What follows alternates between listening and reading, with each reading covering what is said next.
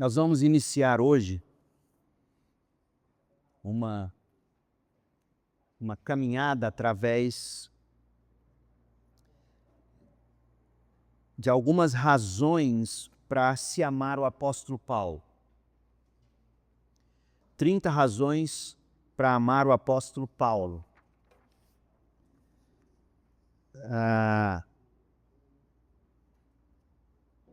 Esse material é do John Piper. Na medida em que a gente for caminhando, eu vou produzindo aí, vou traduzindo e trazendo para vocês. Nós vamos orar então, dando início. Pai querido, nós pedimos que o Senhor, pelo Teu Espírito, abra agora a nossa mente, o nosso coração, o nosso entendimento. Queremos aprender com o apóstolo Paulo. Obrigado pela vida do John Piper e eu peço ao Senhor que este material dele possa nos levar a um conhecimento mais profundo, não de Paulo, mas de Cristo, que fala através deste apóstolo, inspirado pelo Senhor. Ó Deus, o dia foi intenso e certamente o cansaço pesa sobre os ombros de todos nós, mas nós pedimos graça, pedimos que o Senhor nos dê uma mente alerta e um coração pronto para aprender. Em nome de Jesus, amém. Nós vamos caminhar por este texto, mas o que eu quero fazer hoje é o seguinte: nós vamos ler juntos a introdução do material, onde o Piper vai tratar da possibilidade de se conhecer o verdadeiro Paulo da história, porque essa é uma discussão antiga, né? É possível a gente conhecer o verdadeiro Napoleão Bonaparte, por exemplo? Ninguém conviveu com ele, o que nós temos são textos, livros. É possível conhecê-lo? Conhecer de verdade os heróis da história do passado? Aliás, eu não sei se você notou, eu estava conversando com a Cris, e para mim isso é muitíssimo sério o que está acontecendo. Isso é a Revolução Gramsciana, assim, no 12. Hoje quem conta a história não são mais os livros, são as séries de TV, as séries da Netflix, da Amazon e tudo mais. E se você assistir às séries, por exemplo, você pegar algo que tenta ser um pouco épico, a série Yellowstone, seus spin-offs, que foi a de 1883, 1923, eu não sei tanto Yellowstone, porque eu ainda estou bem no comecinho da primeira temporada, mas 1883, 1923, que são o spin-off, as séries que saem da principal, né, contando os antecedentes da Yellowstone, contam a história de uma perspectiva que é absolutamente tendenciosa, né? Os índios foram os maltratados, os machucados, pintam a história da colonização. Os colonizadores são sempre os vilões, e a catequização católica romana como sendo uma barbaridade. E aí eu falei, meu Deus do céu, porque ninguém mais lê. Infelizmente, as pessoas não leem. E elas assistem às séries. Nossa, é mesmo, olha o começo dos Estados Unidos, olha o que fizeram com os pobrezinhos dos índios, e assim por diante. Então, a discussão de hoje é que, desde a Revolução Francesa, pelo menos, é que quem escreve a história são os poderosos. Então, eles contam a história da perspectiva que eles quiseram que os fatos fossem contados. Portanto, parte da revolução é você contar a história da perspectiva certa, entre aspas, da perspectiva do oprimido, do que foi maltratado, do que foi, né, do excluído e assim por diante. E aí você descobre que se não lê mais, ninguém gosta de ler mais, ninguém tem hábito de ler. Hoje você tem aplicativos aí que te dá resumo de livros em 12 minutos. Uma loucura.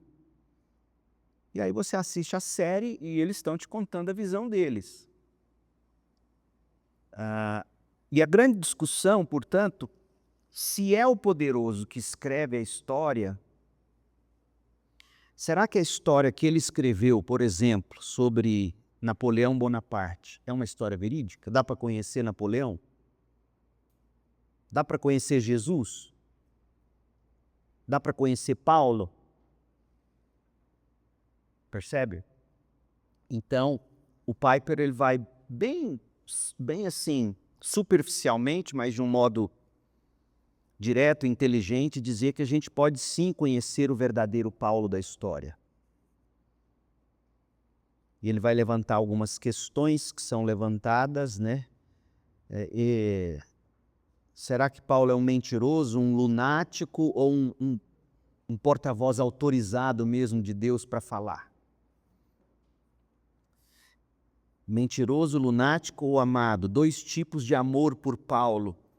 Porque para que você veja Paulo como admirável e digno de confiança. É o que a gente vai tratar hoje. E no final eu acrescentei dois subtópicos. Eu quero dar para você um panorama das epístolas de Paulo, bem sucinto, as 13 cartas de Paulo. E eu quero te dar algumas dicas para você saber ler as cartas dele. É isso que nós vamos ver hoje. Porque se nós quisermos conhecer Paulo, a gente precisa ler os textos dele. Ponto. Você precisa ler os textos de Paulo. Você precisa ler e reler e reler. Cansou de ler? Ouça no carro. Ouça na sua caminhada, na esteira, na bicicleta, mas ouça a Bíblia narrada. Conheça Paulo pelo que ele escreveu. Ninguém melhor para revelar a si mesmo, ninguém melhor para falar do Leandro do que eu, digamos. Que eu escrevo sobre mim mesmo e assim por diante. Então, se a gente quer conhecer Paulo bem conhecido, a gente precisa ler os diários de viagem que Lucas escreveu sobre Paulo. E aí você, a partir de Atos capítulo 9, que é a história da conversão de Paulo, até o final de Atos, você tem os diários de viagem de Paulo, escritos por Lucas. Então, se você quer conhecer Paulo, você precisa ler esses diários e você precisa ler as cartas dele, as cartas que ele escreveu, as 13 cartas. Então, hoje, e eu quero que você leve isso bastante a sério, a partir desse nosso primeiro encontro, porque o primeiro módulo de formação de liderança que nós tivemos, quando a gente estudou os princípios de liderança espiritual, a gente trabalhou mais tópicos, né? Mas dessa vez a gente vai conhecer um pouco mais do coração de Paulo. Pelo menos aqueles aspectos do coração de Paulo que mais marcam John Piper. Como ele mesmo vai dizer, no texto que a gente vai ler hoje, se você, depois de ler e reler Paulo, chegar a outras razões pelas quais amar Paulo, outras razões diferentes das que John Piper apresenta aqui, não é porque Paulo se contradiz, é porque Paulo é muito profundo e certamente cada um de nós, se sentássemos para escrever 30 razões pelas quais amar Paulo, depois de você gastar anos lendo Paulo, certamente você chegaria a razões parecidas com as que John Piper apresenta, ou diferentes. Porque, em última instância, a palavra de Deus ela é sempre atual e ela vai nos tocar em pontos diferentes e a depender da época da vida, diferentes pontos ainda dos que a gente já pontuou anteriormente, talvez, né? Então, o que eu quero hoje é apresentar para vocês a possibilidade de se conhecer Paulo, um panorama das cartas dele, bem sucinto, e dicas para você ler as cartas dele, tá bem? Então vamos lá. Introdução, a página 5.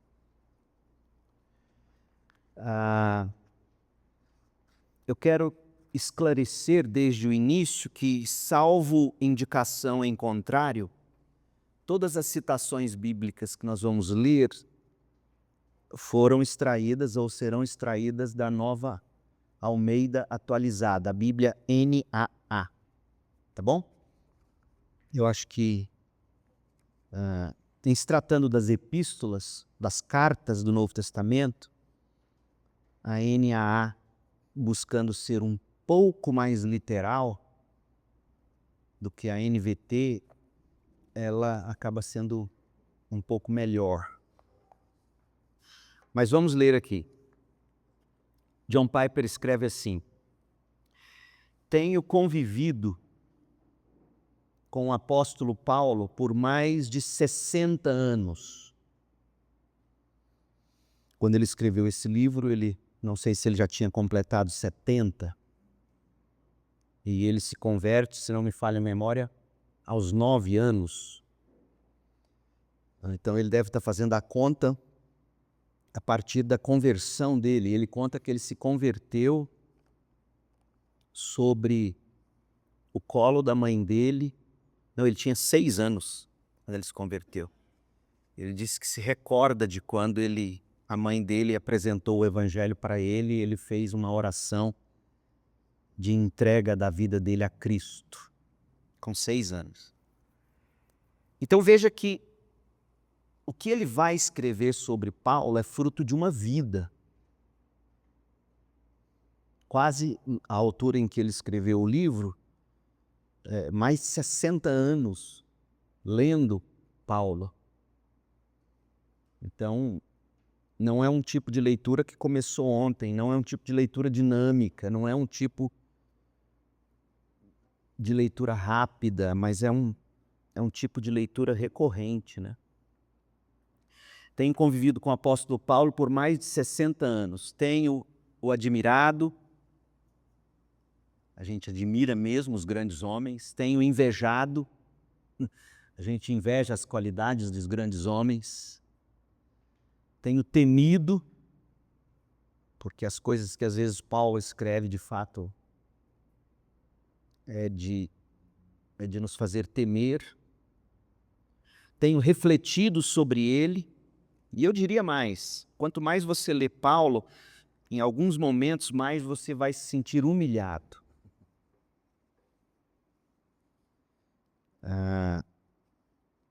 Uma das maneiras de você ler os grandes homens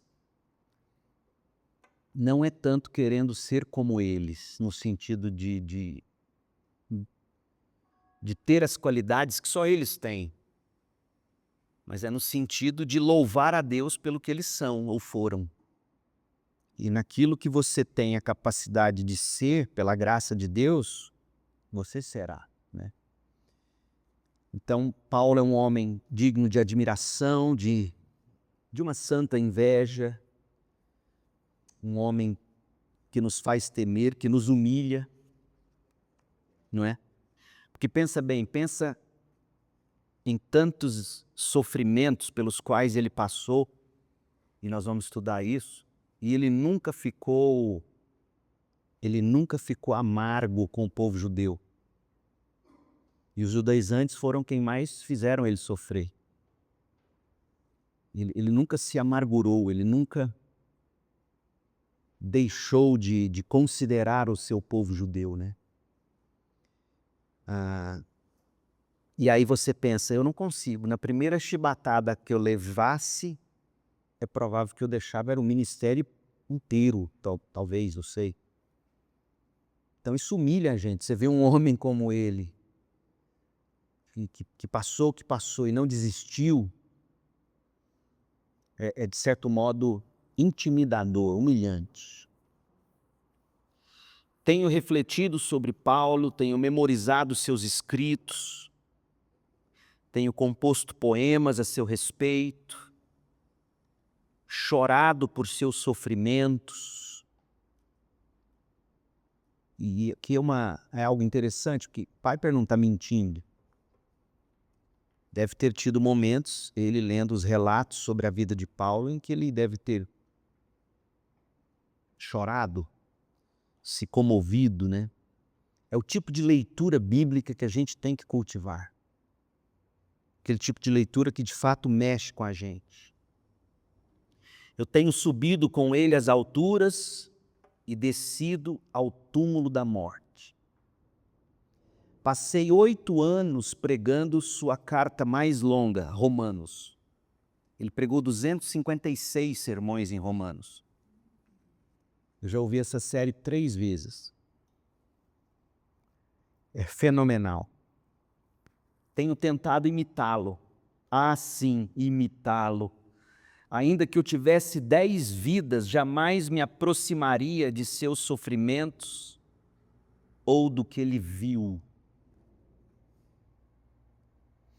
Aí ele faz a pergunta: podemos realmente conhecer um homem que viveu há 2000 anos?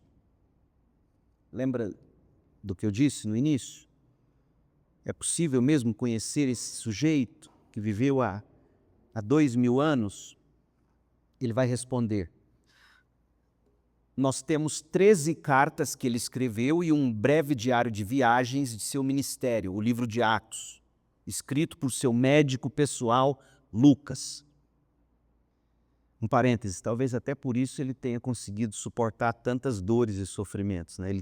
E Deus, na providência divina, colocou um médico para andar com ele. Pensa sobre isso. Pensa sobre isso. Como Deus é tremendo. Um médico, pelo visto, não era um médico qualquer. Há quem brinque que ele era ginecologista. Porque o evangelho de Lucas é o que mais tem mulher falando. No início do evangelho de Lucas, ele coloca vários relatos, Maria, Isabel, profetisa Ana, etc. Então, ele tem muitas mulheres têm voz no evangelho de Lucas. Então, se você quiser conhecer, você vai ter que ler as cartas dele e o livro de Atos.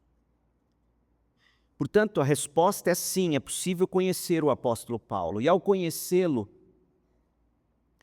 ou você vai amá-lo e crerá no que ele escreve, ou você vai odiá-lo como um impostor. Porque, assim, o que Paulo escreve é tão 8 ou 80 que ou você vai ter raiva dele ou você vai querer beijá-lo.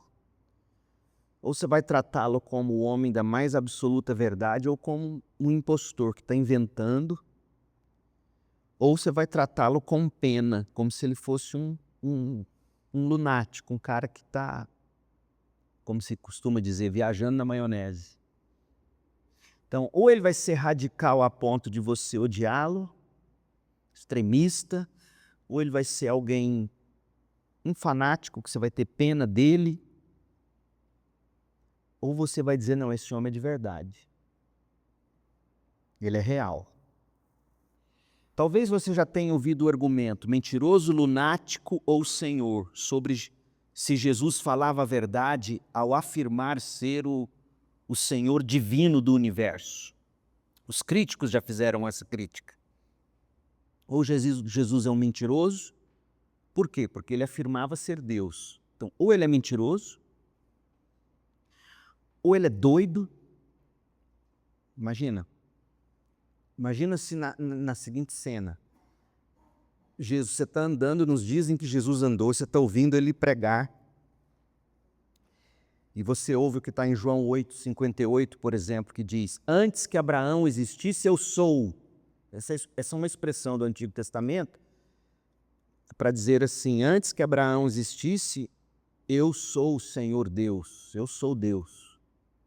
Então, imagina você ouvindo um homem de 30 anos, jovem para aquela cultura,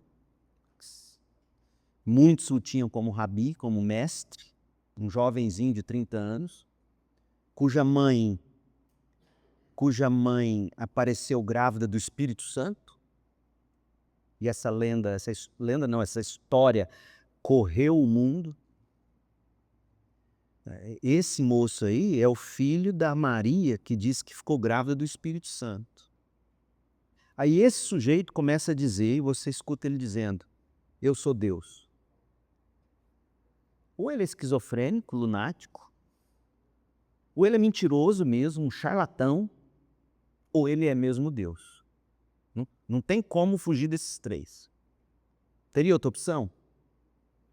Doido, de babar e tacar pedra nos outros e dizer eu sou Deus, mentiroso, charlatão, ou é Deus mesmo. E ele disse também em João 10,30, eu e o Pai somos um. Meu Deus. O argumento a favor de sua veracidade é o seguinte: ou Cristo enganou a humanidade por meio de fraude consciente, ou foi iludido e auto-enganado, ou realmente era Deus. Não há como escapar desse trilema. É inexorável, mentiroso, lunático ou Senhor Deus. Em outras palavras, o argumento implica que, se é difícil chamar Jesus de mentiroso ou lunático,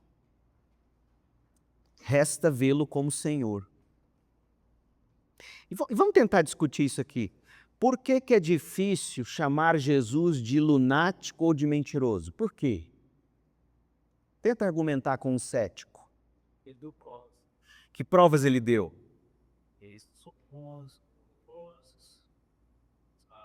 Os seus milagres são provas da sua divindade.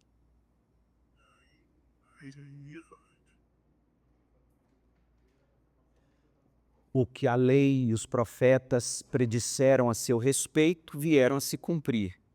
Tanto que quando o argumento que ele vai usar para os discípulos de João Batista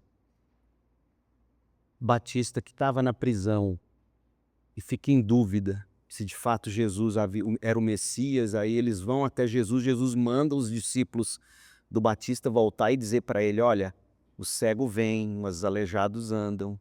Ou seja, tudo que o Isaías, o profeta, tinha profetizado. Então existe o testemunho, existe o cumprimento histórico. Não dá para dizer que ele era um charlatão, porque de fato testemunhas oculares viram o que ele fez. Os céticos estudam sobre Jesus como um Deus histórico, apenas o personagem da história. Então, é exatamente isso. O argumento é exatamente esse. Ou ele é lunático, doido, que se dizia Deus, ou ele é mentiroso, ou se ele não é mentiroso, os seus discípulos são. Porque foram seus discípulos que escreveram sobre ele. Jesus mesmo nunca escreveu nada, certo? Seus discípulos escreveram sobre ele. Então, boa pergunta, porque você me faz pensar no seguinte: será que os discípulos eram mentirosos e lunáticos para terem escrito? Porque a crítica vai dizer, Jesus ele existiu, um homem de ética, um homem da lei. Ele existiu, não vamos negar a historicidade humana dele. Mas não dá para dizer que ele é Deus. Milagres? Poxa, que história é essa de milagre? Então tá, Jesus não foi lunático, Jesus não foi charlatão. Jesus foi um homem comum. Mas os discípulos que escreveram sobre ele foram lunáticos e charlatões, porque escreveram essas coisas que nem Jesus teria coragem de ter dito sobre ele. Como é que você sai dessa? Ele está numa mentira. Esse é o grande argumento. Como é que alguém morreria por uma mentira? Esse é o argumento que você vai dar para o cético. Um lunático morrer por uma mentira, vai lá. Tantos milhares de lunáticos ao longo da história. Pastor, como é que argumenta essa versão da República tá? Então, a galera islâmica é a verdade. Eles morrem, tem um Deus lá. Só que aí você vai cair na outra ética, né? Aí você vai ter que mostrar o seguinte, tá? Eles morrem por algo que eles creem ser verdade. Mas pega o ensinamento de Alá e tenta criar uma sociedade com base no Corão. Ela não sustenta, ela é opressora. Agora, é possível ter uma sociedade justa, e isso está provado, em cima do cristianismo. João. Uma mentira de na vezes me apoiar. Uma mentira de tapou e Pois é, mas aí é o que eu estou te dizendo. Você tem o primeiro argumento.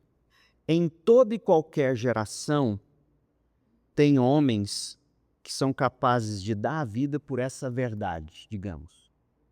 Não foi só no primeiro século. Toda e qualquer geração tem. Então, agora, a segunda maneira de você provar que nós estamos lidando com uma verdade e não com uma verdade que foi montada por se repeti-la, é o argumento da realidade. Se você pegar o mundo pré-cristão e estudar o mundo pré-cristão, as sociedades pré-cristãs, todas elas eram caóticas. Todas elas. Então, o segundo argumento é este. Por mais que tenha havido e houve abusos pela cristandade, cometidos pela cristandade, a gente não nega que houve as cruzadas e tantas outras coisas aí que os cristãos cometeram como erro, mas os erros da cristandade não anulam a verdade que o cristianismo bíblico apregoa. Então, o argumento é mais ou menos duplo. Primeiro é este. Ninguém teria coragem de dar a vida se não tivesse sido realmente convencido. Agora, você pode ser muito bem convencido por uma mentira, certo? Aí vem o segundo argumento. Que tipo de realidade o cristianismo pinta? É uma utopia? Não é, porque funciona. E a ressurreição também, isso aí, tá? Seria um argumento. As testemunhas oculares são um argumento. A forma como foi montada a narrativa bíblica junto com o tempo provou a história ser verídica devido a diversas cópias, a falta de incoerência entre elas e a forma como foi montada também. Uhum. Você está com... Isso. Exatamente. O que o Arthur está levantando é o argumento apologético para dizer que a Bíblia é verdadeira. Por exemplo, se você pegar os escritos de Platão, os filósofos, você tem pouquíssimos manuscritos intactos. Pouquíssimos. Mas todo mundo acredita. E por que acredita? Por causa da veracidade do documento. A filosofia de Platão tem muitos argumentos que são lógicos e coerentes e verdadeiros. Por outro lado, você tem centenas e centenas de manuscritos da Bíblia, cópias diferentes dos livros, do mundo inteiro, e quando elas foram achadas ou estão sendo achadas ainda hoje e comparadas, elas batem, então quer dizer que as cópias são verídicas. Diga. Eu queria ver essa circulação da vez da vodka do povo judeu. De Cristo, judeu, e sempre bobem com o proslô, o povo, fiscalmente. sacerdotes, Uhum. Uhum. bebidas, biraira, pets. Uhum. Ou se os judeus encaram essa situação, só está colocando aí, Cristo realmente é automático e é Deus, e Na cabeça, é. seguidores de Jesus Uhum. também eram Jesus.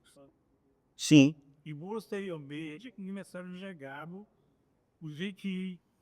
O maior exemplo de que o que esses judeus, os primeiros apóstolos, o maior exemplo de que eles foram convencidos de que Jesus não era nem charlatão, nem herege, nem lunático, mas era Deus mesmo. O maior testemunho deles, e os evangelhos eles são escritos de algum modo, e aí você liga eles com Atos capítulo 2, é a vida do apóstolo Pedro. Pedro, ele se torna seguidor de Jesus, ele nega Jesus, ele fica com medo do que aconteceria com ele nega Jesus 3 vezes. E há uma passagem em Atos capítulo 2, abra lá, porque ela é tão sutil que a gente geralmente não percebe. E é a maneira de Lucas dizer para nós, olha o que aconteceu com esse homem. Atos 2, 12. O Espírito Santo tinha descido no Pentecostes, cada um ouvia a Bíblia sendo pregada na sua própria língua. Verso 12, todos ficaram atônitos e perplexos, perguntavam uns aos outros, o que será que isso quer dizer? Outros, porém, zombando, diziam, estão bêbados. Por muito menos, Pedro negou Jesus. Mas olha o que ele vai fazer no verso 14. Então Pedro se levantou, junto com os 11, e erguendo a voz, dirigiu-se à multidão nestes termos. Essa expressão, se levantou, ele se destacou, ele deu um passo adiante. Ele não é mais o Pedro que nega, ele é o Pedro que enfrenta. O Pedro não é mais o Pedro medroso, ele é o Pedro corajoso. E o que é que mudou? Mudou que Pedro, esse Pedro aqui do Atos 2, é o Pedro que teve certeza de que Jesus venceu a morte, como ele disse que venceria. Ou seja, Jesus ficou dizendo o tempo todo que ele seria crucificado e ressuscitaria no terceiro dia. Se ele fosse um charlatão ou lunático, a ressurreição jamais teria acontecido. Mas ela aconteceu, provando que ele não era nenhuma coisa nem outra, que ele era Deus mesmo. E aí isso fez Pedro dizer, eu não importo mais com a minha vida, se eu tiver que morrer, um dia eu também ressuscitarei. E ele disse que seria assim, porque foi assim com ele. É a autenticação da verdade pela realidade. A realidade dos fatos. Paulo. Pastor, nesse caso, não só os milagres mais feitos com dom que é Deus, mas a própria ressurreição, né?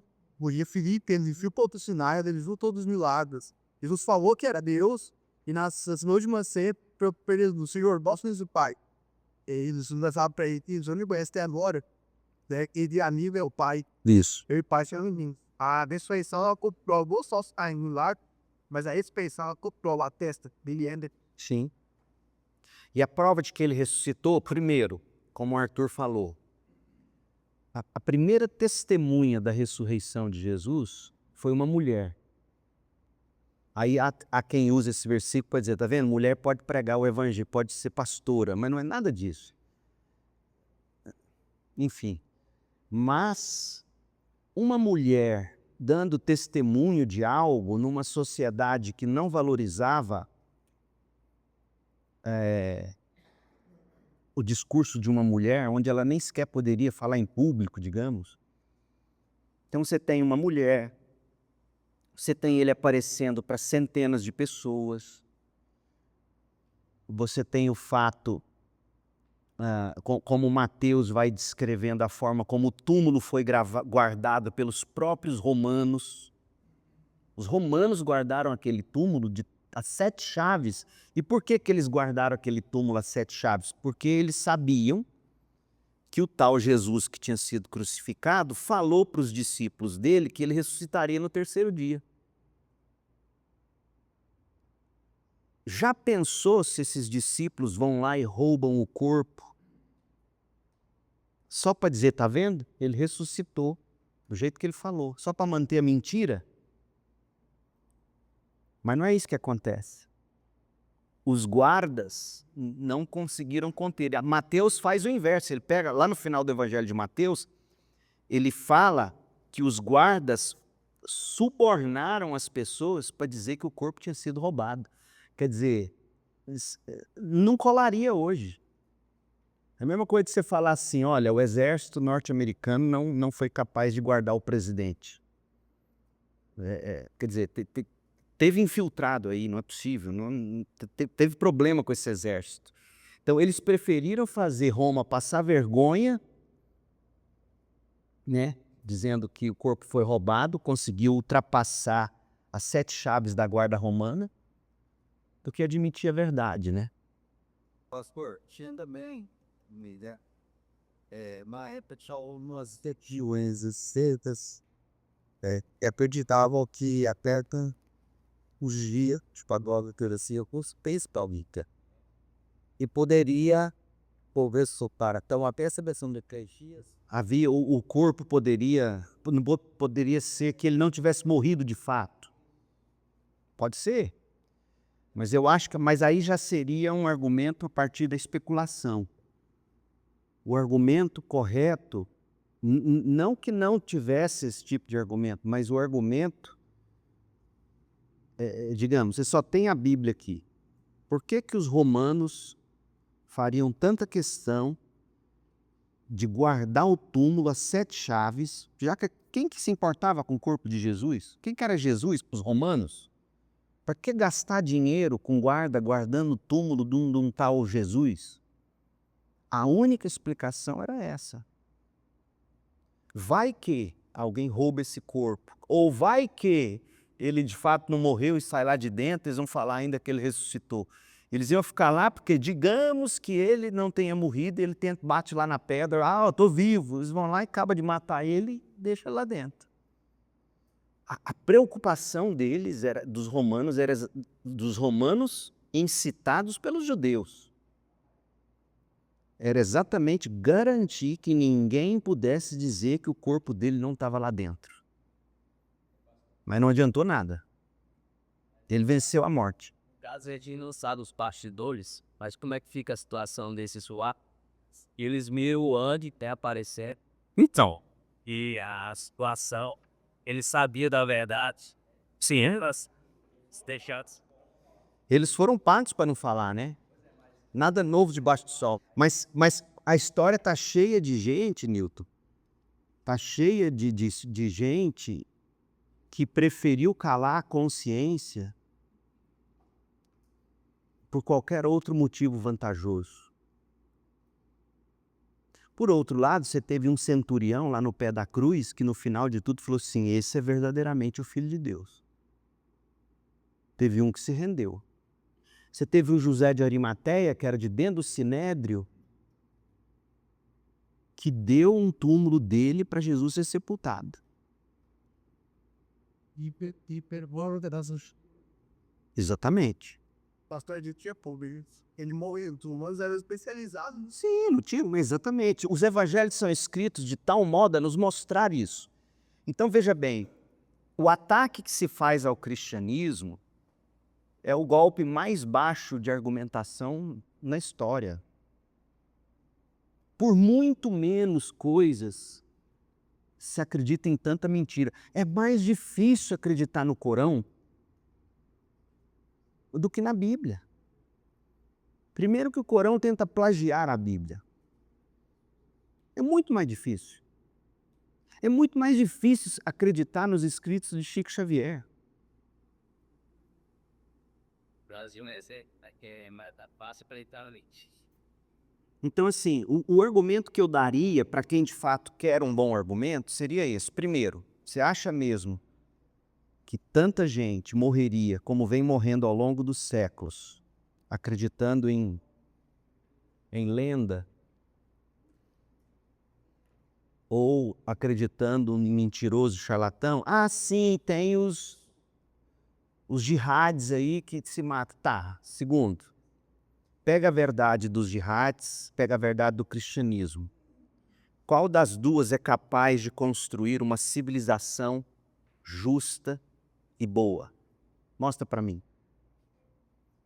Primeiro que se um jihad tem direito de me contra-argumentar em público, é porque o cristianismo dá a ele a possibilidade dele falar o que ele pensa. O inverso não é verdade. Acho que esse depoço, questão, zelar por poder, porque lá no 7 fala que escureceu aquela hora, não é a hora de escurecer, teve obtido Sinais. Isso. Fora os sinais que Mateus relata, bem lembrado. Tudo isso vai mostrar o quê? Tem um poder diferente acontecendo aqui nesse lugar. Meus irmãos, eu era pastor em Campinas e uma senhora, uma mulher, já mais para terceira idade do que para meia idade, terminado o culto, ela pediu para ir no meu gabinete com os olhos estatelados. E ela me disse assim: eu sou da Umbanda e eu resolvi vir aqui hoje. Mas eu nunca senti tanto poder, e um poder branco. Eu vou discutir com ela? Eu creio no Espírito Santo de Deus Todo-Poderoso. Eu falei, é verdade. Você tem razão. Então imagina, Jesus ressuscita, treme o chão, o véu lá dentro do templo rasga de alto a baixo. O que está acontecendo? Ele só não viu quem não quis. É isso. Gente, e não vamos longe, teve gente que viu Lázaro sair do túmulo. Não é milagre que converte alguém. É o Espírito Santo de Deus. E se a gente está aqui hoje crendo, dê graças a Deus, porque Deus fez você crer. Do contrário, você estaria igual aqueles lá que mataram Jesus e achando que estava fazendo um bom negócio para Deus. A mensagem ela é tão poderosa que a única forma dela se tornar eficaz é ela ser tornada. Exatamente. Ou deturpada, né? Ou você não proclama, ou você proclama a mensagem deturpada. Que é o que mais acontece hoje. Por que é o que mais acontece hoje? Porque ninguém vai negar o cristianismo. O Ed Renekiewicz não nega o cristianismo, pelo contrário. Mas como o cristianismo bíblico não é para ele palatável, e ele não tem como negar o cristianismo, que é o que John Piper fala, né? Demas foi embora para Tessalônica e largou Paulo porque ele não conseguia fazer Paulo dizer o que ele queria. Porque de duas uma, ou você faz a Bíblia dizer o que você quer para você viver do jeito que você quer viver, ou você larga a Bíblia e vai para Tessalônica. E tem muita gente que não vai para Tessalônica porque está fazendo a Bíblia dizer o que ele quer ouvir, o que ele acha que tem que dizer. Então, hoje é muito mais comum a deturpação da verdade do que a sua mordaça. Entendeu? Nós somos fatos filtros, habitados detalhes. Ou vocês, o está por verso, mas bilhetes que tem na pai. Quem? Independente de Cristo, filme. E da virar o pô do Stru. Assim, De coisinhas de detalhes. Sobre a morte. tem muita coisa boa escrita sobre isso. Hoje, então, tem muita coisa boa sobre isso. Mas eu acho que tá claro, né? Porque o argumento da verdade, ele é medido assim. A verdade, ela não é verdade só porque as pessoas repetem ela. Ela é verdade porque ela é verificável. O problema, João Bosco, é que a gente vive numa geração que não busca lastro. A gente vive numa geração que se contenta com o impacto de um discurso. A nossa geração está muito mais preocupada com o que eu estou sentindo em termos de impacto do que com o conteúdo do discurso que me impactou. Então, por exemplo, Bolsonaro roubou as eleições. Bolsonaro queria dar golpe, sei lá. Pronto, esse é o discurso. Então, bom, mas ninguém vai ver o lastro. Ninguém vai ver, ninguém quer lastro. O que o nosso estado político hoje revela no Brasil é a pura verdade. Por isso que eu digo para vocês, nós temos que ser os primeiros, como igreja, a valorizar a leitura, a reflexão, o estudo, a busca do lastro. E até esse chavão que você trouxe, que é muito utilizado, ele é um chavão para justificar a minha incredulidade. Você está dizendo isso porque uma verdade repetida várias vezes vira verdade. Vira mesmo. O nosso trabalho é ajudar a pessoa a sair do impacto do que ele ouviu em busca de lastro. Analisa. Veja a vida, veja se dá para você viver de acordo com o que você está dizendo que acredita. Vê se dá. Não dá. Não mesmo vou ao céu com relação a Deus, isso não é possível que ele tenha sem a experiência, cabe nessa discussão em relação a Deus e Como eu não conheço o argumento a fundo, não vou saber dizer. para me tirar do exemplo que para ser Deus não é necessário uma experiência real com o divino, né? Para a pessoa crer que existe. Se é exatamente assim como você está me dizendo, eu acho que eu não seguiria esse argumento. Tem Deus sim, a gente tem Deus pela revelação. Sim, mas ele nos convida o tempo todo, essa revelação nos convida o tempo todo ao exame, à percepção. Não tem, nós somos seres de sentidos. Não tem como eu crer em algo que de algum modo não aguçou minha imaginação e, portanto, de algum modo não me tocou. Não tem como. Se esse é o argumento de Anselmo, né? Não sei.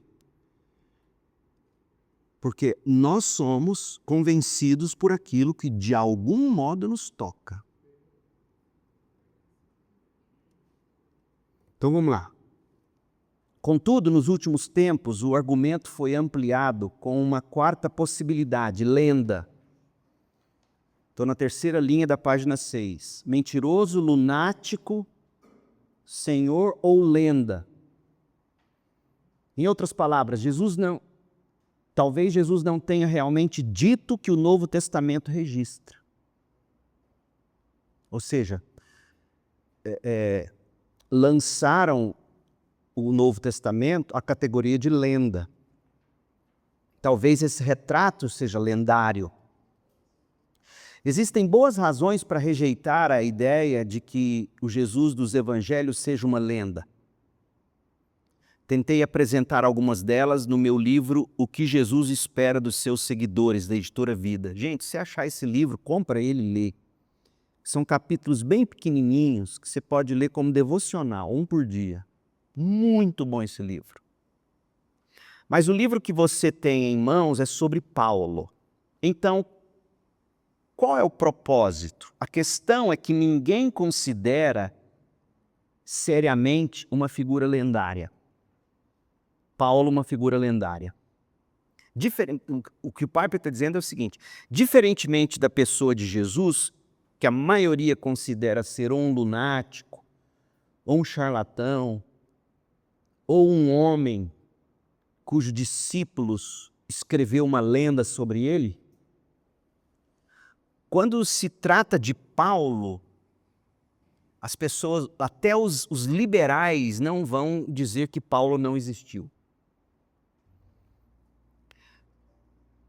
Ou, para ser mais preciso, nenhum estudioso da história que eu conheça duvida de que encontramos o Paulo real, histórico, em suas cartas.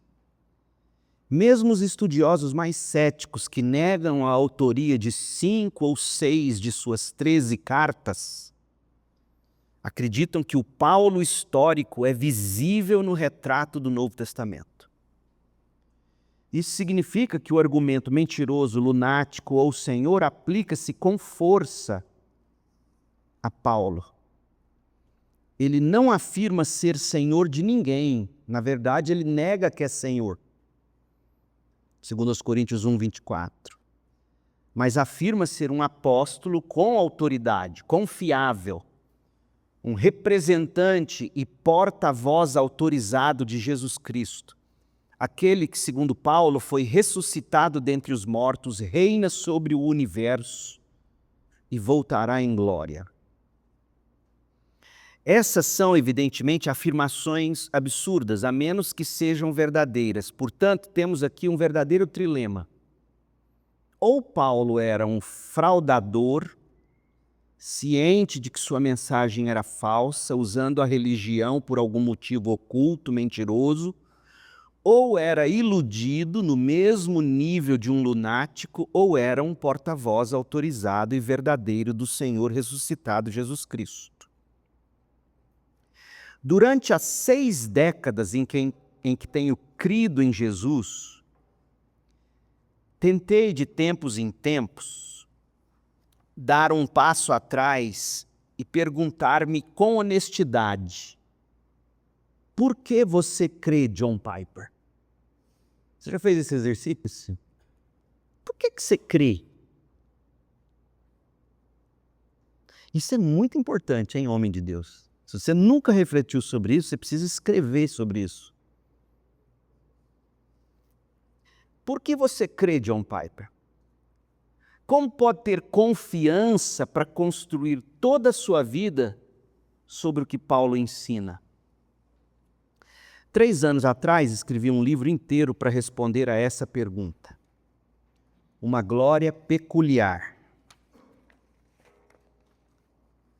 Como a Bíblia se revela completamente verdadeira. Esse é um grande livro para quem quer entender ou saber explicar para as outras pessoas por que eu posso dizer que a Bíblia é a Bíblia. É um grande livro. Mas aqui vai uma resposta breve. Não posso, com sinceridade, considerar Paulo um mentiroso ou um lunático. Não o vejo como um enganador ou alguém enganado. Ele conquistou minha confiança. Lembra que eu falei do argumento da veracidade? Aí Piper vai explicar agora a seguir como foi que Paulo conquistou a confiança dele. A ponto dele dizer, Paulo não é mentiroso, Paulo não é lunático. Pelo contrário, ele é um porta-voz autorizado de Jesus Cristo. Como ele chegou a essa conclusão? Isso geralmente não acontece da noite para o dia. Essa confiança nasce do conhecimento de uma pessoa. Mas conhecer alguém, especialmente uma pessoa complexa e multifacetada, ou seja, de tantas faces diferentes, né? Pode ser um processo lento e difícil. Tal pessoa, com o tempo, irá se revelar um emaranhado de confusão e contradição, ou se mostrará íntegra e de profunda coerência. Vocês entenderam o que eu estou dizendo? Uma pessoa como Paulo, ele está dizendo, depois de você andar muito tempo lendo ele, ou você vai chegar à seguinte conclusão: esse homem é doido, confuso, se contradiz. Ou você vai dizer, não é possível. É muita coerência do começo ao fim. E agora, numa geração que está dando a mínima para coerência, como é que... Você entendeu por que estão tentando acabar com a nossa capacidade de raciocinar, de refletir, de tudo mais? Paulo não é confuso, diz o Piper. Paulo não é dúbio. Ele não tenta agradar pessoas, não precisa da minha aprovação, não teme minha rejeição. Não vive com o dedo ao vento, tentando discernir os ventos da cultura. Paulo é autêntico.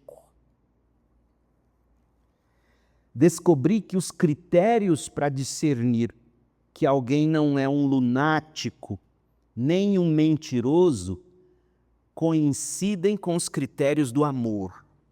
Em outras palavras, os traços que demonstram que uma pessoa é mentalmente sã e moralmente honesta são os mesmos que despertam admiração, afeto e apreço. Olha que coisa linda.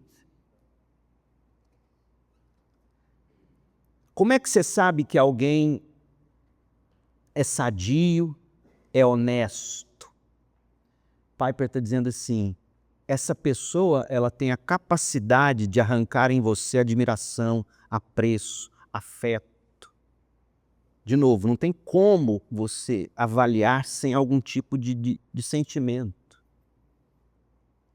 Essa frase do Piper aqui, gente, é fruto de uma profundidade, de uma capacidade de observação que pouquíssimas pessoas têm. O que ele acabou de mostrar para nós? O sujeito verdadeiro, o sujeito real, ou seja, você saber se ele é mentiroso ou um doido, os traços para você saber se ele é de verdade são os mesmos traços que você encontra na pessoa que você ama. São traços de admiração, de afeto, de apreço. E na medida em que ele foi lendo o Paulo, ele foi admirando Paulo. Ele foi tendo afeto por Paulo. Ele foi tendo apreço por Paulo. Portanto, esse homem não pode ser de mentira. Ele é de verdade. É por isso que escrevi sobre meu amor pelo apóstolo Paulo. A peregrinação de aprender e amá-lo e de aprender a confiar nele foi uma única e mesma peregrinação. A peregrinação de aprender a amá-lo e de aprender a confiar nele é uma única e mesma peregrinação. Ou seja, você confia em quem você ama. E você ama aqueles em quem você confia. É uma via só. Não tem como você confiar em alguém se você não tiver um mínimo de afeto, de admiração, de apreço e vice-versa. Então, Piper já está aqui ensinando a gente a ler a Bíblia. Em primeiro lugar, você não vai na Bíblia apenas para extrair conteúdos de veracidade. Porque não é assim que você começa a gostar de alguém. Deixa eu ver se essa mulher é de verdade mesmo. Não. Você convive. E na observação, você vai descobrindo quem ela é, a outra pessoa. E na medida em que seus afetos, sua admiração, seu apreço, seu amor por ela vai crescendo, você vai confiando. E vice-versa. Não tem como você dizer que de fato ama alguém, admira alguém, se você não confia nele. A peregrinação de aprender a amar e de aprender a confiar é uma única e mesma peregrinação. Parte da razão porque o amor e a fé em Paulo têm uma raiz comum é que meu amor é, ao mesmo tempo, de apreciação e de admiração. Eu aprecio profundamente seus ensinamentos vivificantes e admiro enormemente os traços extraordinários de excelência em sua vida. Suas palavras foram salvação para mim e sua vida confirmou essas palavras. Está vendo como é que ele está? Não é só o que Paulo escreveu. É o homem por detrás dessas palavras que sustenta o que ele escreveu. Por exemplo, se você ler 2 Timóteo e 2 aos Coríntios, você vai ver que apesar de todo o sofrimento, Paulo não arredou. É um homem de palavra, um homem. Aprecio profundamente seus ensinamentos vivificantes. De novo, minha vida ao Evangelho de Jesus, devo minha vida ao Evangelho de Jesus e ninguém me levou mais fundo nos mistérios do Evangelho do que Paulo. Depois do próprio Senhor Jesus, ninguém conquistou mais meu apreço e admiração. E esses sentimentos estão enraizados exatamente nas qualidades que tornam alguém confiável. São uma validação real. A última parte do texto. Para que você veja Paulo como admirável e digno de confiança. O que segue nos capítulos deste livro não é uma visão abrangente do pensamento de Paulo.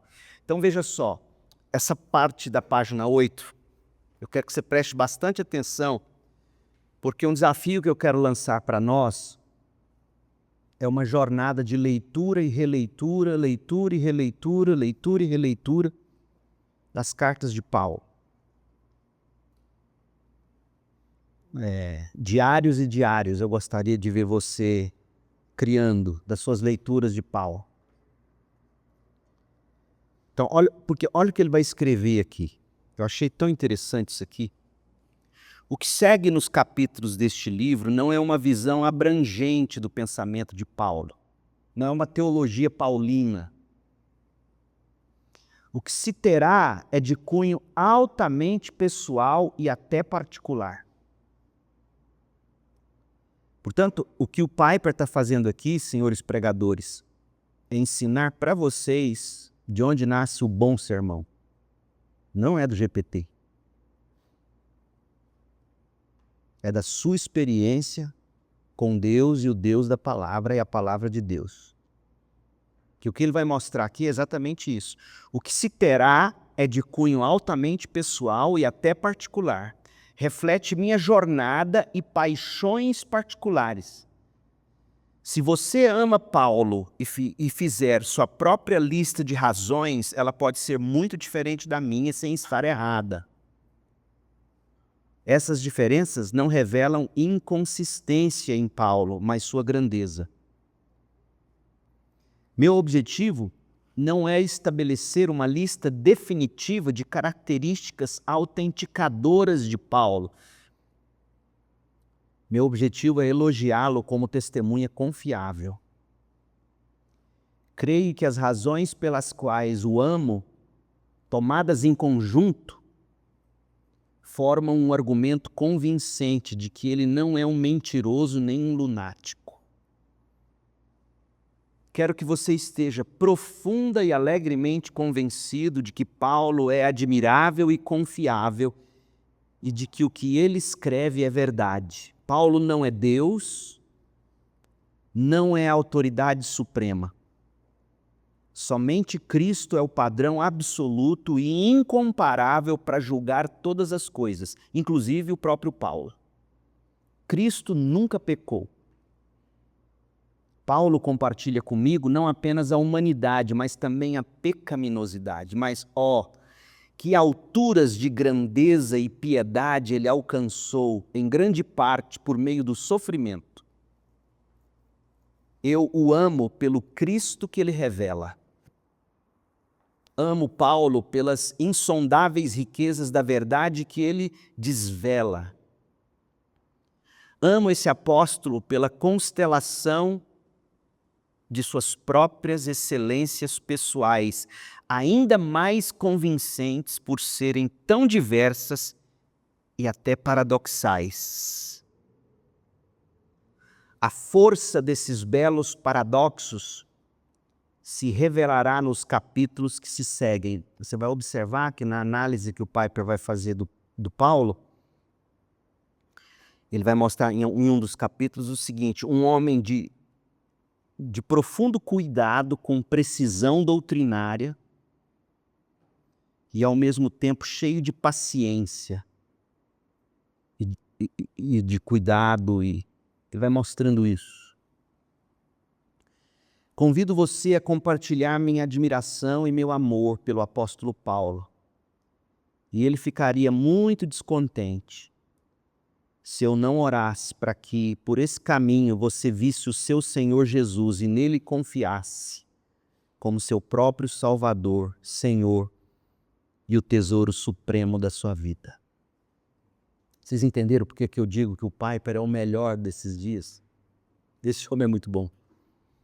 Alguma pergunta? Porque o que eu quero fazer agora é caminhar com vocês por um breve panorama das cartas de Paulo, porque eu quero que entre hoje e o nosso próximo encontro no mês que vem, você já tenha conseguido ler as 13 cartas de Paulo, pelo menos uma vez. Dá um GPT aí e pergunta quantos capítulos tem nas 13 cartas de Paulo, por favor. Quantos capítulos? 87 capítulos. 87 dividido por 30. 3 capítulos por dia. Se você ler 3 capítulos de Paulo por dia, em um mês você lê todas as cartas dele. É possível? Não é possível que não, né? Pior é que é possível, hein? 3 capítulos por dia. Alguma observação, Arthur? Só no farol, aí beleza, a gente tá passando todas as cartas e tal durante o ano. A papas que eu acho interessante, tanto tinha uma questão a palco que conjugamos todo mundo o exaltado. E eu recebi a lei porque ele próprio não se exalta. Não. De jeito nenhum. Bastante interessante. Outra coisa que eu achei muito interessante também, lendo as frases que eu li, é porque de fato é esse plano step. Aí, pegaram infantil e nosso então, palparo, tem mais parte deixa pra Sem dúvida. Que ele fala que o povo de Corinto eram as cartas vivas dele, é isso que você está dizendo? não, no geral, porque a gente tem uma coletânea maior. Ah, sim, as 13 cartas, em relação a quem tinha só Efésios e tal, etc. É verdade. Newton. Pastor, obviamente, a respeito de Paulo, você acha que é o culto de presunção dele? Ou uma autoconfiança que da sua realidade dizer, sede meus imitadores, assim como eu sou difícil? Não, Paulo jamais seria um homem presunçoso, ele nunca foi, né? O que Paulo está dizendo aí é de uma transparência tão grande e de uma simplicidade tão grande que soa arrogância. Verdade, uma vez existe falou verdade. Tu te chato Jesus. Pois é. Tem esse lado e tem o fato de Paulo ser exatamente quem ele é. Ele era tão transparente e tão puro que ele falava assim, me imite, do jeito que eu estou imitando Jesus. Não era da boca para fora. Oxalá nós todos fôssemos assim, né? Quer dizer, transparentes e puros ao ponto de dizer, olha para a minha vida.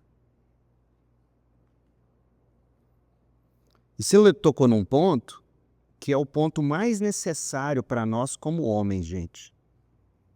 O que a nossa geração mais está precisando, talvez mais do que em qualquer época, não é tanto de ensinamento, mas é de exemplo. Ensinamento, se você abrir o GPT agora e falar, me dá isso, isso e isso, ele provável que ele vai te dar melhor do que qualquer um poderia produzir. Então, conteúdo está acessível a todo mundo. Agora, quantos desses produtores de conteúdo são capazes de dizer: sede meus imitadores, como eu sou de Jesus? Quantos? Quantos pastores são capazes de dizer isso? Quantos homens de Deus são capazes de dizer isso? Não estou dizendo nem para os outros, não, para o próprio filho. Para o próprio cônjuge. Então, nós estamos tão desacostumados a ver alguém puro, como Paulo era, nesse não que ele não fosse pecador, puro no sentido, sabe quando você fala algo tão puramente que a pessoa faz até brincadeira com você, né? Então ele era tão puro e ele era tão sincero e transparente nessa busca por Cristo, que ele podia dizer isso. E de algum modo ele nos chama a fazer a mesma coisa. Porque quando ele diz em 2 Timóteo 2,2, para a gente passar para homens idôneos que também passem para outros, ele está dizendo que a gente precisa fazer isso.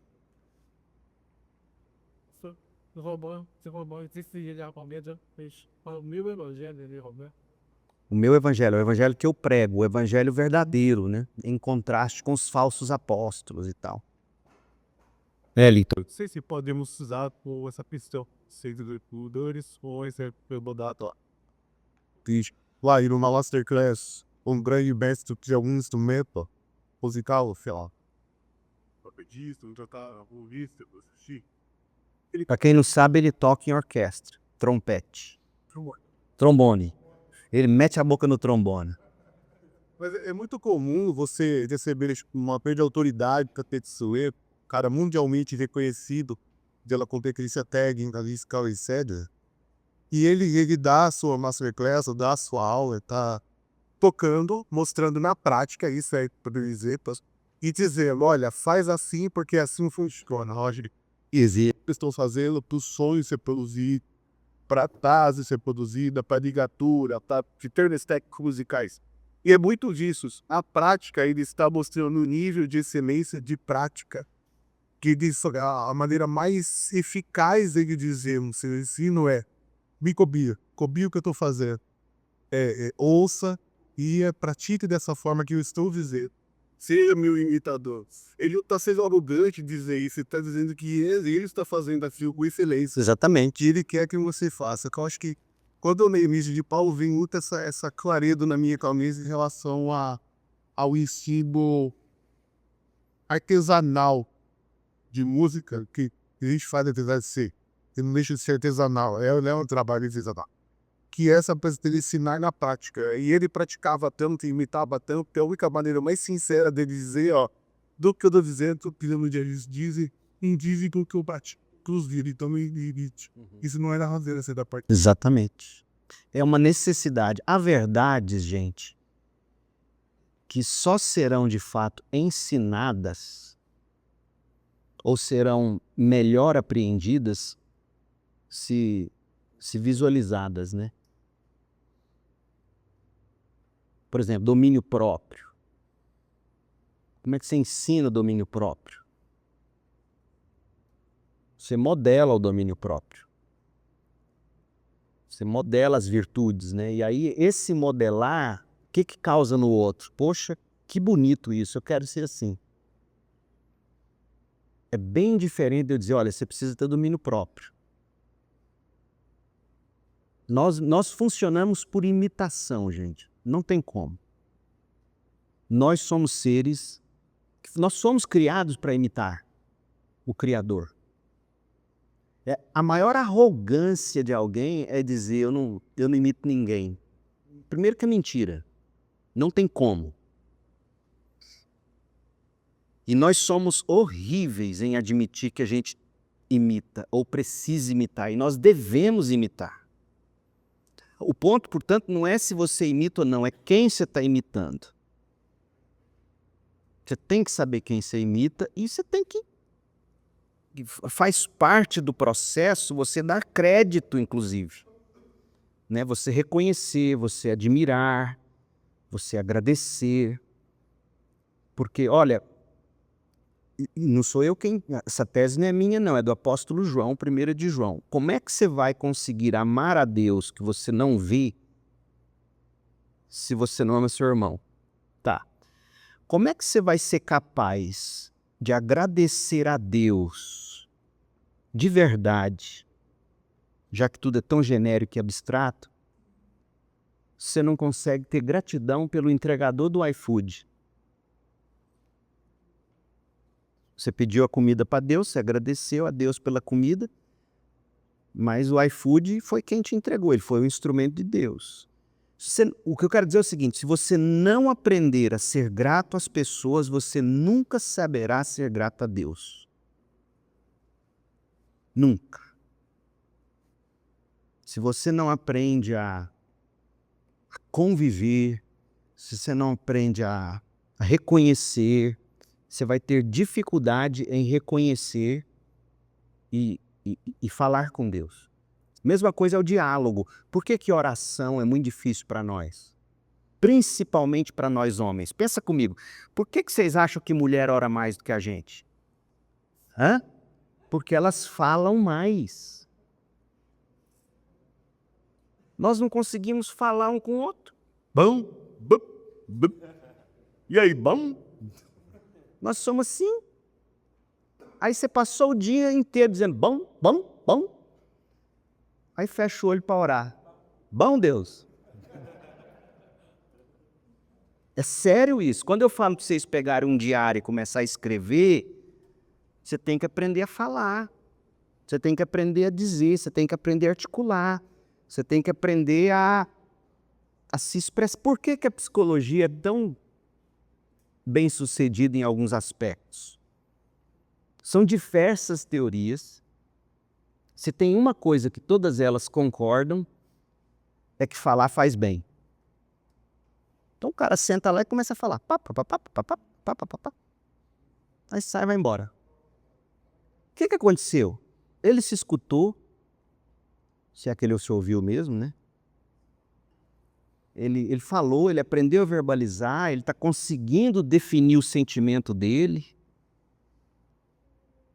Nós homens não fazemos isso. A gente não fala, a gente não conversa. A gente não tem amigo de oração, igual as irmãs têm. Ixi, quando elas sentam, mas nós não.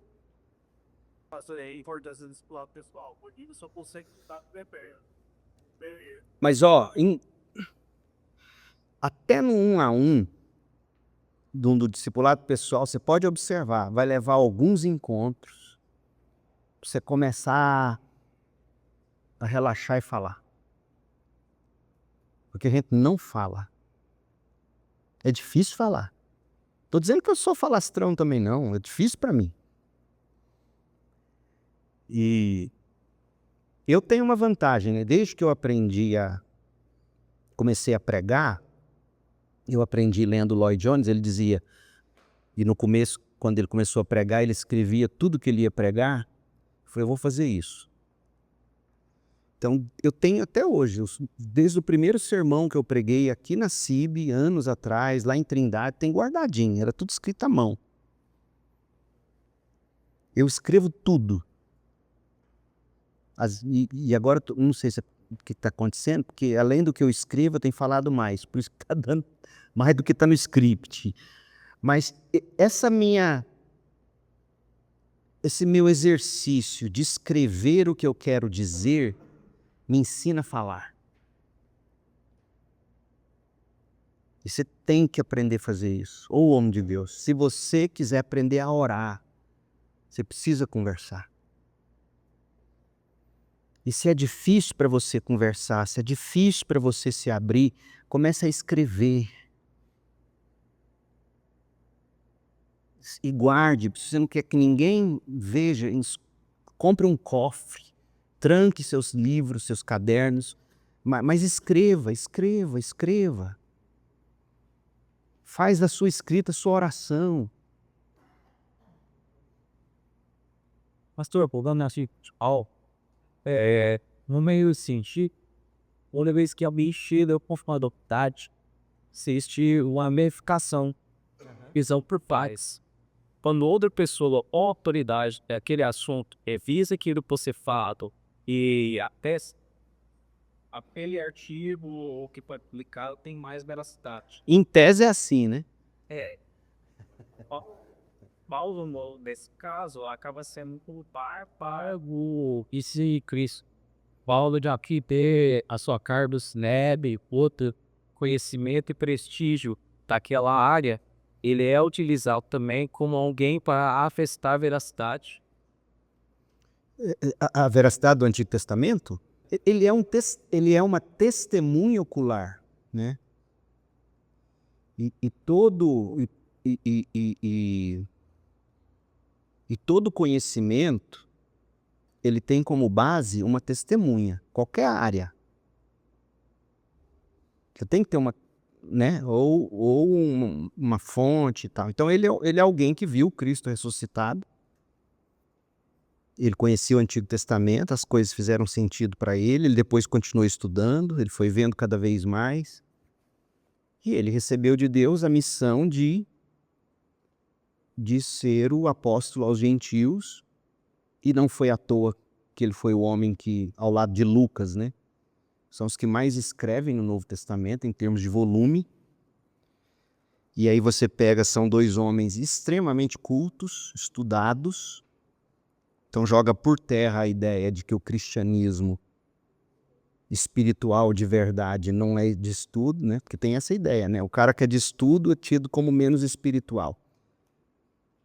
É só você pegar as cartas do Novo Testamento. Mateus era o cobrador de impostos. Ele sabia de algum modo. Ele escreve. João era um homem pescador, mas o grego dele é simples, mas ele era um homem muito sensível, a maneira como ele escreve. Então, é tudo gente capacitada. Eu acho que talvez o sol não possa, talvez, pegando o Ana falou, que pegando essa ideia de revisão por pares, mas talvez o mais ideal seria o livro para ter. Porque ter pais de indicação para uma ideia enorme seria. Só de você dessa revisão, usando FAO, espírita, a festa e a autoridade para a gente, tá? A pau. Foi colocar. Sim, mas o ponto não é que eles podiam e deveriam imitar Paulo porque ele foi o cara. Você tem que ter alguém para quem você tem que ter a capacidade, com honestidade, com verdade, de dizer a mesma coisa. É muito cômodo para nós não dizer, não, isso aí foi Paulo, a gente nós vamos olhar para Jesus mesmo, eu sou uma tranqueira. Não, que a gente é tranqueira, eu não tenho dúvida. Agora, nós somos chamados, no meio desses escombros, ver Deus construir uma nova vida, a ponto de eu falar, olha, Fernando, até pouco tempo atrás eu não podia dizer não, mas hoje eu posso. Tenta aprender comigo como eu estou aprendendo de Jesus. Isso não é feio, isso é bíblico. Você está mostrando os caras. Nós somos chamados a... O que é discipulado? O que é fazer discípulo? É ensinar um outro a seguir Jesus. Isso é discipulado. É simples. Como é que você ensina o outro a seguir Jesus? Falando e modelando. Falando e modelando. Interessante, Paulo, assim que medalhões colocou de prisão.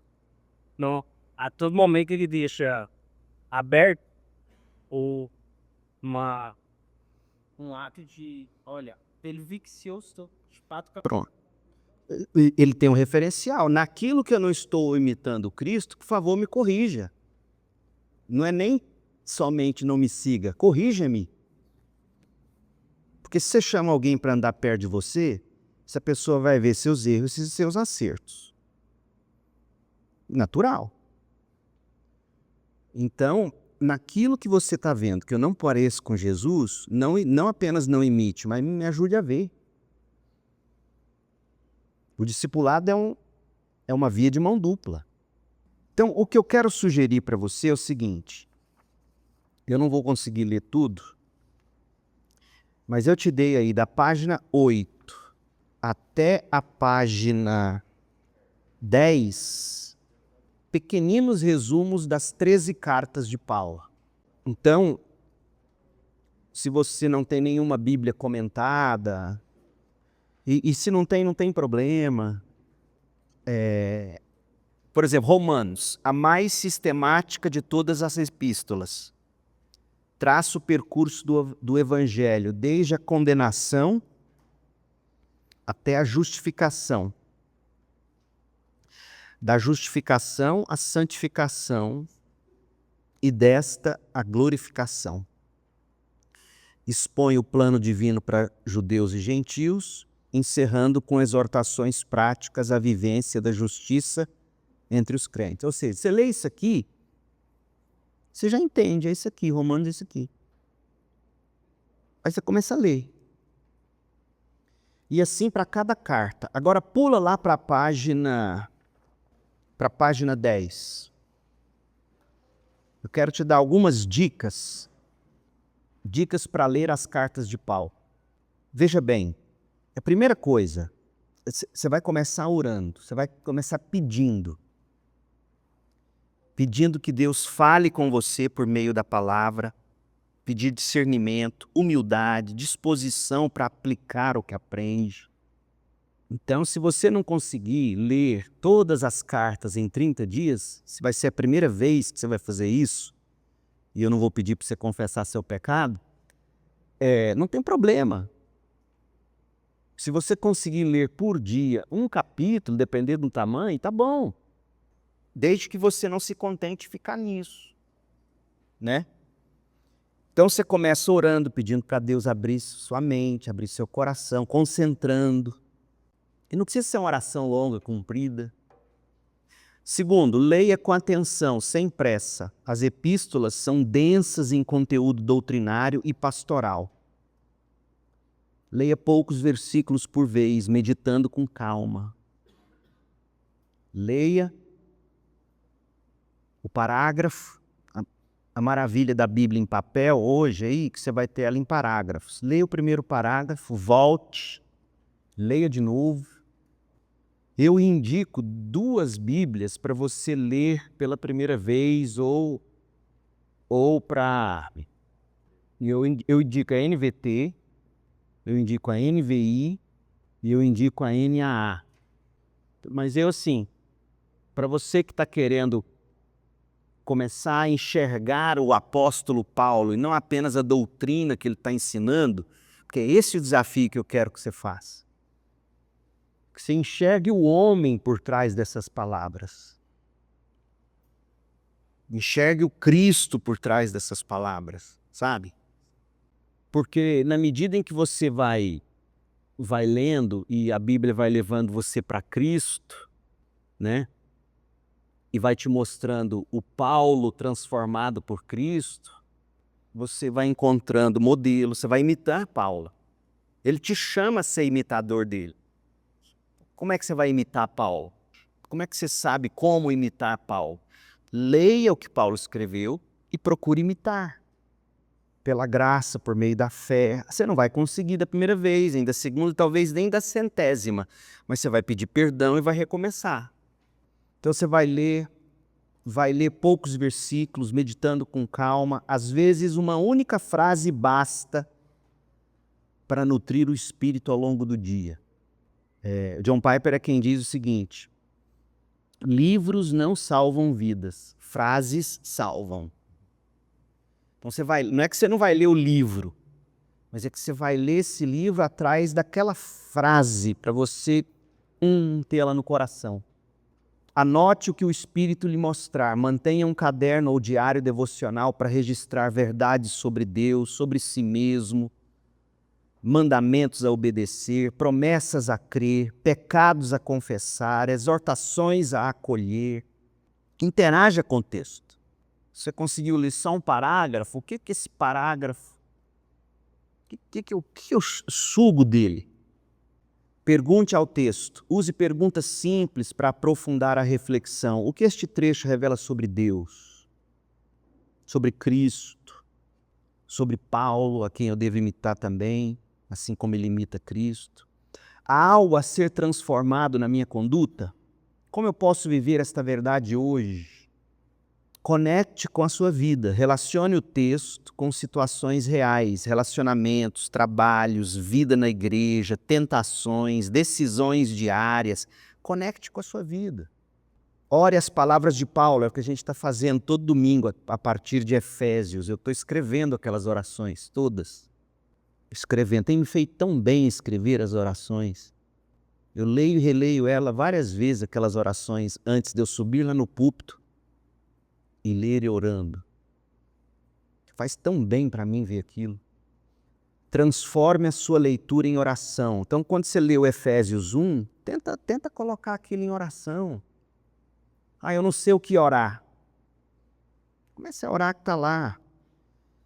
Medite. Peça paz diante da ansiedade. Página 11. Releia com frequência. Cartas como Romanos e Efésios revelam novas riquezas a cada leitura. A repetição aprofunda a compreensão e firma a verdade no coração. Use marcações, palavras-chave, tipo fé, graça, justiça, amor. Crie um sistema seu de grifos. Sei lá, vermelho diz respeito a Jesus Cristo. Azul diz respeito a Deus Pai. Sabe, cria uma Bíblia sua, aquela Bíblia que você vai caminhar pro resto da vida com ela. Quando você morrer, seus filhos vão brigar, vai ver quem vai ficar com a Bíblia do papai. Mas a desgraça do nosso tempo é que nem Bíblia não vão deixar para os nossos filhos. Todo ano você troca de celular e... Que documento histórico seu de caminhada com Deus, de Bíblia. Olha, meu pai, os meus vão ter desde a minha primeira Bíblia, as Bíblias que eu usava para pregar em Campinas e a Bíblia que eu tenho usado hoje nas minhas leituras. Vai criando história, vai fazendo anotações, marcações, leia em comunhão, chame um irmão para ler com você.